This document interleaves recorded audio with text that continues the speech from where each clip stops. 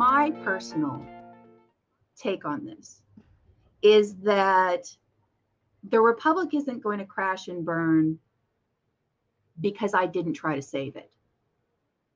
And I do think that is the only thing that's going to save it, is that those of us who do feel that patriotic attachment to our nation over whatever team, whatever the people in your life tell you that you're supposed to be doing.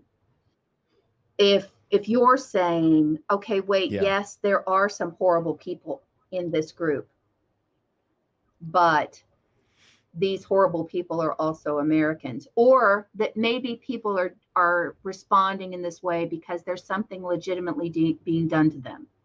And we need to, we're not going to figure out what's wrong unless we actually sit down and talk. Back to the very beginning of what we were talking about, I do think that is the only thing that's going to save us.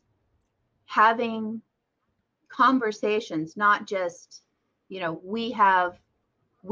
sure we have ideological disagreements about things, but that could be, we can come together to try to work it out, and we are hitting the brakes with that mob mentality coming up that we're just gonna go at. We have to take a breath and step back.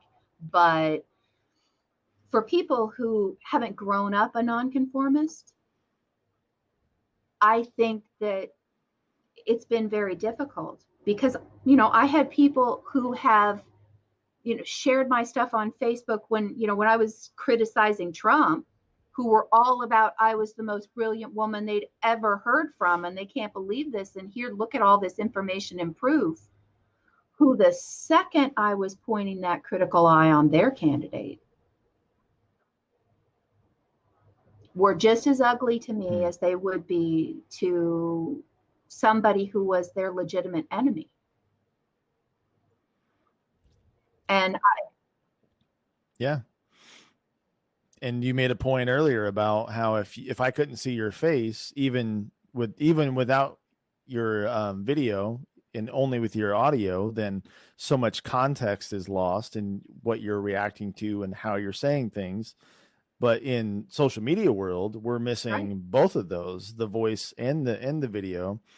And who knows, even if you said anything that could be in a gray area and could be converted one way or the other for both sides, they still don't get what your intention was, how you were saying it, even if you put it in all bold or something. Like characters, or my so much is lost there in translation on the way off to Twitter, and then it's gone. Right, I have typos all over the place in my social media because of that. But yeah, I mean, you don't know their age, you don't know their experience, you don't know where they're coming from. And people make these very rapid assumptions about, where they are. I'm a Nazi or a commie, sometimes in the same thread. Quite often in the, especially now. And you've got, I'm a TERF, and I'm like, I didn't even know the feminists would take me. That's awesome.